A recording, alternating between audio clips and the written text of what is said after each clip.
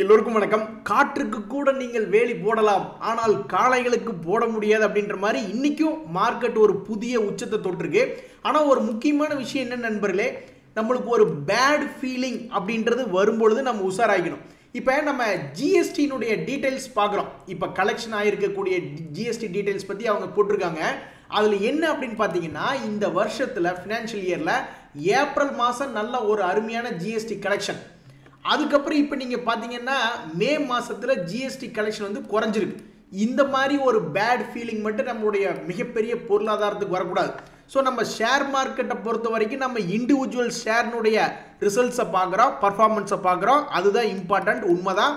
But அதே சமயம் நம்ம ஒவ்வொரு நாளும் நம்மளுடைய ப்ராடர் எக்கனாமி, நம்மளுடைய இந்திய பொருளாதாரம் எப்படி இருக்குது அப்படின்ற மாதிரி நம்ம பார்த்துக்கணும். அந்த வகையில் இன்னைக்கு வந்திருக்கிற டேட்டா அப்படின்றது நம்ம பார்க்கும்பொழுது ஒரு சுமாரான ஒரு டேட்டா தான். நண்பர்களே, இந்த சந்தோஷமான நாளில் இந்த விராஜ் அயன் அப்படின்ற ஐபிஓ கிடைச்சவங்க உண்மையிலேயே அவங்களும் சந்தோஷமா இருப்பாங்க. Almost 21% gain.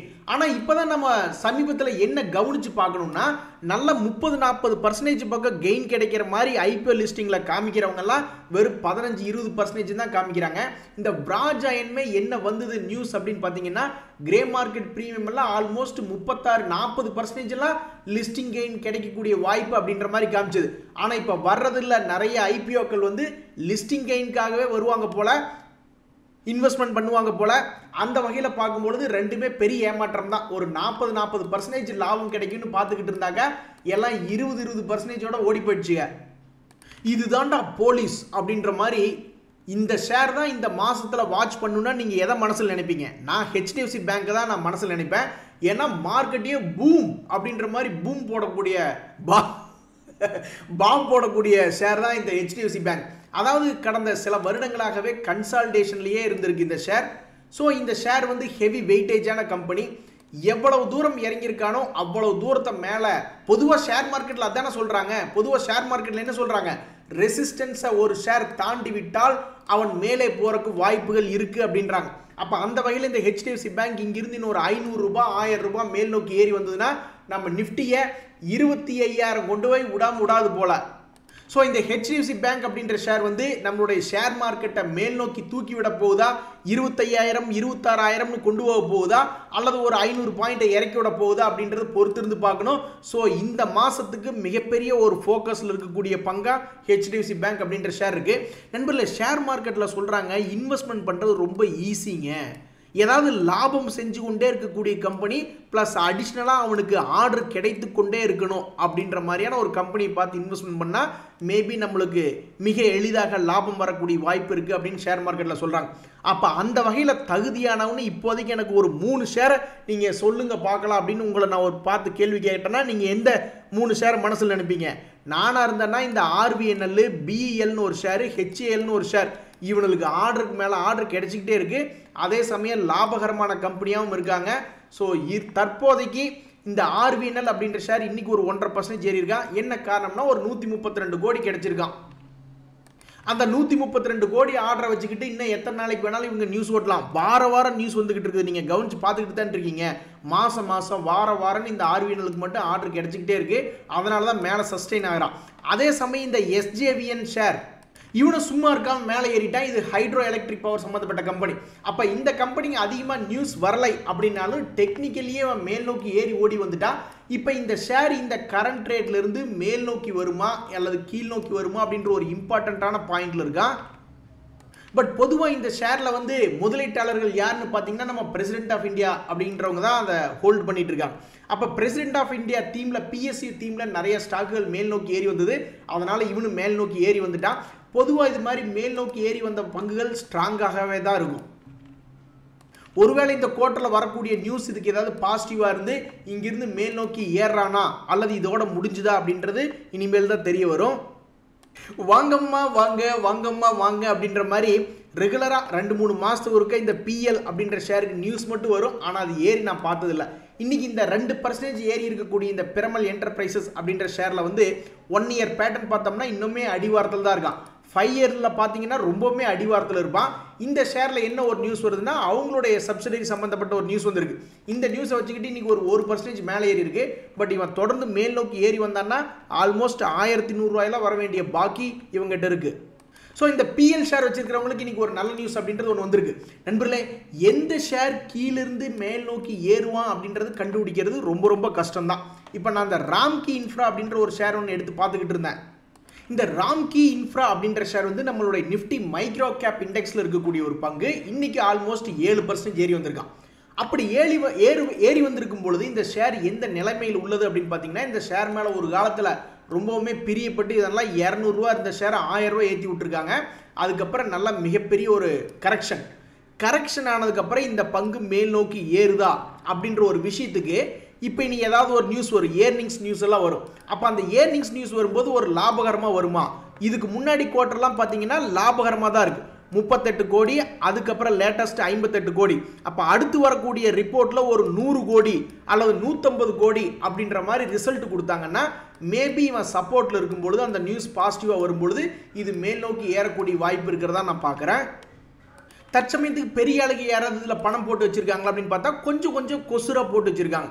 அவங்களுடைய ஷேர் ஹோல்டிங் பேட்டர்ன் 1% தாண்டல. பட் இவங்களுடைய ஷேர் ஹோல்டிங் பேட்டர்ன் அப்படின்றது கடந்த 4 குவார்ட்டர்களாக ஏறுமுகமாக இருக்குது. இந்த ஷேரை கொஞ்சம் அடிஷ்னலாக வாங்கி அக்குமுலேட் பண்ணிக்கிட்டே இருக்காங்க. அந்த வகையில் டிஐஎஸ்னுடைய ஹோல்டிங் பர்சன்டேஜ் தற்போது 0.48% இருக்குது. என்பதில் தீபக் ஃபெர்டிலைசர் அப்படின்ற ஒரு கம்பெனி, இவனை பார்க்கும்பொழுது நீங்கள் அடடா ரொம்ப ஏறி வந்துட்டானே அப்படின்ற மாதிரி உங்களுக்கு தோணும். ஆனால் இது பத்தாது. உண்மைக்கு இவன் எங்கிருந்து விழுந்தா அப்படின்னு பார்த்தீங்கன்னா 1000 ரூபா ரேஞ்சிலேருந்து கீழே விழுந்து இப்போ வந்து ஒரு மொமெண்டமில் இருக்கான். அப்போ ஒரு மொமெண்டமில் இருக்கக்கூடிய இந்த பங்கு இதை உடச்சிக்கிட்டு மேல் நோக்கி 1000 ரூபா வந்துச்சுன்னா தான் சந்தோஷம் அந்த ஷேரை வச்சிருக்கிறவங்களுக்கு. இதே இவன் மேலேருந்து மறுபடியும் கீழே 500 ரூபாயோ 400 ரூபாயோ வந்துச்சுன்னா அது என்னை போன்ற ஸ்மார்ட் மணி கான்செப்டில் கீழே வந்து விழுந்தா வாங்கிக்கலாம் அப்படின்னு இருக்கிறவங்களுக்கு சந்தோஷம். அப்போ இந்த ஷேர் வந்து தொடர்ந்து இந்த ஷேரை வச்சிருக்கிறவங்களுக்கு சந்தோஷத்தை மேலே ஏறி 1000 ரூபா கொடுக்குதா அல்லது காத்திருக்கிறவங்களுக்கு ஒரு சந்தோஷமான நியூஸ் கொடுக்குதா அப்படின்றது பொறுத்து இருந்தால் பார்க்கணும். என்னை பொறுத்த வரைக்கும் இந்த ஷேர்லாம் வந்து பெனிஃபிட்டாக, அதாவது ஆல்ரெடி இந்த ஷேரை வச்சிருக்கிறவங்களுக்கு தான் இது ஒரு பெனிஃபிட் பண்ணி கொடுக்கணும் அப்படின்றது என்னுடைய அபிப்பிராயம். என்ன காரணம்னா அவன் ரீசெண்டாக இருக்கக்கூடிய ஹையெல்லாம் உடச்சி மேல் நோக்கி ட்ரேட் ஆகிட்டு இருக்கான். ஸோ இந்த ஷேரை வச்சிருக்கிறவங்களை ஏமாத்தாமல் தொடர்ந்து 1000 ரூபா போனால் தப்பே கிடையாது. நம்மளுக்கு கிடக்கு 1000 ஷேர் கீழே வந்து லோனில் வந்தால் பிடிக்கிறதுக்கு. நண்பர்களே, ஹிந்து காப்பர் அப்படின்ற ஷேர் நல்லா மேல் நோக்கி ஏறி வந்துட்டு இருந்தான். இப்போ தான் ஒரு சின்ன பிரேக் போட்டு கீழ் நோக்கி ஒரு 80 ரூபா சீப்பாக கிடைக்கிறான். இதுக்கு முன்னாடி 400 ரூபாயெல்லாம் போன ஷேர் இப்போ 323 ரூபாயில் இருக்குது. ஸோ இந்த ப்ரைஸ்லேருந்து ஒரு ரெக்கவரி கிடைக்குதா அல்லது மறுபடியும் ஒரு 200 ரூபாய்க்கு வந்து சப்போர்ட் எடுக்குதா அப்படின்றத பார்க்கணும். நான் 200 ரூபா வந்துச்சுன்னா கவ்வு அப்படின்னு கவ்வுலான்னு தான் பார்த்துக்கிட்டு இருக்கேன். நண்பர்களே, இன்னைக்கு மீடியாக்கில் என்னென்ன ஷேர்ஸ்லாம் டிஸ்கஸ் பண்ணுறாங்கன்னு பார்த்துட்டு இருந்தேன். இந்த புதும்ஜி பேப்பர் கம்பெனிலாம் குரூப்பில் இறங்கிட்டாங்க போல. புதும்ஜி பேப்பர், D6, POCL, ராணை ஹோல்டிங்ஸ் பண்ணுற கம்பெனிலாம் டிஸ்கஸ் பண்ணிட்டு இருந்தாங்க. இதில் ஒரு வால்டிலிட்டி வந்ததுன்னா சந்தோஷம் தான். நண்பர்களே, நம்ம இப்போ ஒரு 5 ஷேர் பார்க்க போகிறோம். கீழிருந்து மேல் நோக்கி ஏறுவானுங்களா? இந்த மேஸ்ஃபின் அப்படின்ற ஒரு மேஸ் ஃபினான்ஷியல் சர்வீசஸ் கம்பெனி, இந்த ஷேர்னுடைய பேட்டர்ன் வந்து பெரும்பாலும் ஏறி இறங்கிக்கிட்டு தான் இருக்கான். தற்சமயத்துக்கு வந்து ஒரு சப்போர்ட் ரேட்டில் இருக்கான். இந்த ஷேர் ஒரு லாபகரமான கம்பெனியாக இதை நம்பி யாரெல்லாம் பணம் போட்டுட்டு இருக்காங்க அப்படின்னு பார்த்தோம்னா இந்த ஷேர் நல்ல லாபம் பண்ணியிருக்கான். 27 கோடியில் ஆரம்பித்து இப்போ 254 கோடி. அதனால தான் என்னவோ இந்த பெரிய முதலீட்டாளர்கள்லாம் மயங்கி பணத்தை போட்டிருப்பாங்க போல். இப்போ லேட்டஸ்ட்டாக பார்த்தீங்கன்னா 8% ஹோல்டிங்லேருந்து கடந்த 4 குவார்ட்டரில் இப்போ 20% ஹோல்டிங்கை டிஐஸ் கொண்டு வந்து நிறுத்தியிருக்காங்க. அவங்களுடைய ஹோல்டிங் இன்க்ரீஸ் பண்ணியிருக்காங்க. எஃப்ஐஸும் அவங்களுடைய ஹோல்டிங் இன்க்ரீஸ் பண்ணியிருக்காங்க அவன் பண்ணியிருக்கிற ப்ராஃபிட்டை நம்பி. ஆனால் இப்போ இந்த ஸ்டாக் ப்ரைஸ் அப்படின்றத பார்த்தோம்னா தற்சமயத்துக்கு கீழே தான் இருக்குது, 298 இருக்குது. அவன்லாம் மேல் நோக்கி வந்தால் ஆல்மோஸ்ட் 400 ரூபா வந்துச்சுன்னா தான் அந்த பெரிய அளவுக்கு சந்தோஷம் வரும். நம்மளுக்கு ஒன்றும் பிரச்சனை இல்லை, இந்த ஷேரை வச்சிருக்கிறவங்களுக்கு தான் அது மேல் நோக்கி வரணும். ஆனாலும் பாருங்க, திடீர்னு நான் போய் இன்னைக்கு இந்த ஷேர் எடுத்தேன்னா அப்புறம் இந்த ஷேரை பற்றி இந்த ஷேரில் நானும் ஒரு ஷேர் ஹோல்டராக மாறிட்டு அப்புறம் நானும் மேலே ஏறணும்னு வஜ்ரப்பாட வேண்டியது தான். அதே மாதிரி தான் இன்னொரு ஷேர் சங்கரா பில்டிங் அப்படின்ற ஒரு ஷேர் ஒன்று பார்த்துக்கிட்டு இருந்தேன். இந்த சங்கரா பில்டிங்னுடைய மூவ்மெண்ட்டும் அதே மாதிரி லோ ரேட்டில் தான் இருக்கான். இந்த லோ ரேட்லேருந்து அவன் எவ்வளோ தூரம் மேல் நோக்கி ஏறி வர முடியும் அப்படின்றது அந்த ஷேரில் வரக்கூடிய டிமாண்டை பொறுத்து தான். அந்த டிமாண்ட் வரணும்னா பெரிய ஆளுக்கு வாங்கணும். அந்த வகையில் இந்த சங்கரா பில்டிங்கில் போயிட்டு நான் பார்க்குற பெரிய ஆளுக்கு யாராவது இன்வெஸ்ட்மெண்ட் பண்ணியிருக்காங்களா அப்படின்னு பார்த்தோம்னா தற்சமயத்துக்கு எஃப்ஐஎஸ் வந்து நல்லாவே பண்ணியிருக்காங்க. 11% இன்வெஸ்ட்மெண்ட் பண்ணியிருக்காங்க. டிஐஎஸ் பார்த்தோம்னாலும் 5% இன்வெஸ்ட்மெண்ட் பண்ணியிருக்காங்க. ஸோ இந்த டேட்டாவின் அடிப்படையில் இந்த சங்கரா பில்டிங் தற்போது எப்படி இருக்குது அப்படின்னு பார்த்தீங்கன்னா ஒரு குறிப்பிட்ட சைட்வேஸ் பேட்டர்னில் இருக்கான். ஸோ அந்த எஃப்ஐஎஸ்டிஎஸ்க்கெல்லாம் ஓரளவுக்கு பணம் வரணும் சம்பாதிக்கணும் அப்படின்னா இந்த சைட்வேஸ் பேட்டர்னை போய் தொடணும் அப்படின்றக்காக இது ஒரு ஷேருக்கு ஆல்மோஸ்ட் 125 ரூபா ஏறி 850 ரூபா வந்துச்சுன்னா இந்த சங்கரா பில்டிங் வச்சிருக்கக்கூடிய பெரிய அளவுக்கு சந்தோஷம் வரும். ஸோ இந்த மேஸ்பின்னும் பெரிய அளவுக்கு பல்காக வச்சுருக்காங்க, சங்கரா பில்டிங் வச்சுருக்காங்க. இந்த ரெண்டுமே லோ ப்ரைஸில் இருக்குது. மேல் நோக்கி ஏறி வந்துச்சுன்னா அவங்களுக்கு சந்தோஷம் வரும். இந்த கீழ் ரேட்டில் இருக்கக்கூடிய ஈஸ்மை ட்ரிப் ஷேர் இப்படி தான் கீழ் ரேட்லேயே ஒரு இடம் இருந்தான். திடீர்னு அவனுக்கு சம்மந்தமே இல்லாமல் மால்தீவ்ஸில் ஒரு பிரச்சனைன்னு சொல்லிட்டு அதன் மூலியமாக இவன் பாட்டுக்கு கீழேருந்து ஆல்மோஸ்ட் 55 ரூபா வரைக்கும் போனால் ஒரு நல்ல லாபம் அப்படின்றது வந்தது. ஸோ எந்த ஒரு ஷேருக்கு நியூஸ் அப்படின்றது வரணும். தற்சமயத்துக்கு இந்த ஈஸ்மை ட்ரிப் அப்படின்ற ஷேர் சப்போர்ட்டில் இருக்குது. இதனுடைய ஏர்னிங்ஸ் ரிசல்ட் அப்படின்றது குவார்டர்னுடைய ரிசல்ட் வரும்பொழுது அது சாதகமாக இருந்து இவனுடைய பழைய ரேட் 56 ரூபா வந்துச்சுன்னா பரவாயில்ல தான். ஸோ தற்சமயத்துக்கு இந்த ஈஸி ட்ரிப் பிளானர்ஸ் அப்படின்றது வந்து ஒரு சப்போர்ட் ரேட்டில் இருக்குது. இதனுடைய ஃபியூச்சரில் நல்ல நியூஸ் வரணும் அப்படின்ற மாதிரி காத்துக்கிட்டு இருக்காங்க. அடுத்து நாம் பார்க்கக்கூடிய இந்த ஜிஐஎல் அப்படின்ற ஷேர்லாம் வந்து நிறைய பேர்த்துக்கு தெரியும். இந்த குஜராத் அம்புஜா எக்ஸ்போர்ட்ஸ் ரொம்ப காலமாக சைட்வேஸ்லேயே இருந்தது இந்த பங்கு. திடீர்னு என்ன நினச்சானோ அவனுடைய சைட்வேஸ் விட்டு மேல் நோக்கி வந்தது தான் தாமதம். 60 ரூபாயிலிருந்து 200 ரூபா வரைக்கும் போனான். அதுக்கப்புறம் கூட சில கார்பரேட் ஆக்ஷன்ஸ்னால இப்போ இந்த கம்பெனி ஸ்பிளிட்டோ போனஸை கொடுத்தாங்கன்னு நினைக்கிறேன். இப்போ இந்த பங்கு எப்படி இருக்குன்னு பார்த்தீங்கன்னா ஒரு குறிப்பிட்ட சப்போர்ட்டில் வந்து நிற்கிறான் 137 ரூபா அப்படின்ட்டு. அப்போ இவனுடைய பொட்டன்ஷியல்லாம் ரொம்ப பெருசாக இருக்குது. 137 ரூபாயிலிருந்து ஒரு மாதிரி மேல் நோக்கி ஏறி வந்தான்னா ஆல்மோஸ்ட் 200 ரூபா 40-50% மேலே இவன்ட்ட பொட்டன்ஷியல் அப்படின்றது இருக்குது. பட் இவன் மேல் நோக்கி ஏறி வரானா அப்படின்றது இதெல்லாம் ஒரு வருஷம் கழிச்சு தான் தெரியும். ஏன்னா இதெல்லாம் ஒரு ஸ்லோவான கம்பெனி. அப்பேற்பட்ட இந்த ஸ்லோவான கம்பெனிஸில் டிஐஸ்லாம் என்ன பண்ணுறாங்க அப்படின்ற மாதிரி பார்த்தோம்னா டிஐஸ் அவங்களுடைய ஹோல்டிங் பர்சன்டேஜை இன்க்ரீஸ் பண்ணியிருக்காங்க. 0.16லேருந்து ஓரளவு கன்சிடரபிளாக 2.36% வரைக்கும் அவங்க இன்க்ரீஸ் பண்ணியிருக்காங்க. என்ன ஒரு நம்பிக்கையில் இந்த கேஎல்கி கீழேருந்து மேல் நோக்கி ஏறி வந்துருமோ அப்படின்ற நம்பிக்கையில் பண்ணியிருப்பாங்க போல். நண்பர்கள் இந்த மேன் இன்ஃப்ரா அப்படின்னு ஒரு கம்பெனி, இந்த கம்பெனிக்கு தொடர்ந்து நியூஸ் வந்துக்கிட்டே இருந்தது. அதனால் இவன் ஆர்டர் கிடைச்சி நியூஸ் வந்துக்கிட்டே இருந்தது, ஏறிட்டே இருந்தது. இப்போ எப்படி ஆர்விஎன்எல் மேல் நோக்கி ஏறிக்கிட்டே இருக்கான். இந்த மேன் இன்ஃப்ராக்கு சமீபத்தில் நான் எந்த நியூஸும் பார்க்கல. அதனால் இந்த ஷேரும் வந்து கொஞ்சம் கீழ் நோக்கி இறங்கி வந்துக்கிட்டு தான் இருக்குது.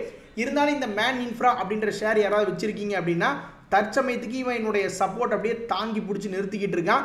இந்த 175 ரூபாய்க்கு கீழே போச்சுனாக்கா இதை உன்னிப்பாக கவனிக்கணும். ஏன்னா வீக்னஸாக இருக்கா அப்படின்ற மாதிரி என்னுடைய அபிப்பிராயம். இன்றைய தகவல் அனைத்து உங்களுக்கு உதவியாக எனக்கு சந்தோஷம் தான். ரொம்ப நன்றி, வணக்கம்.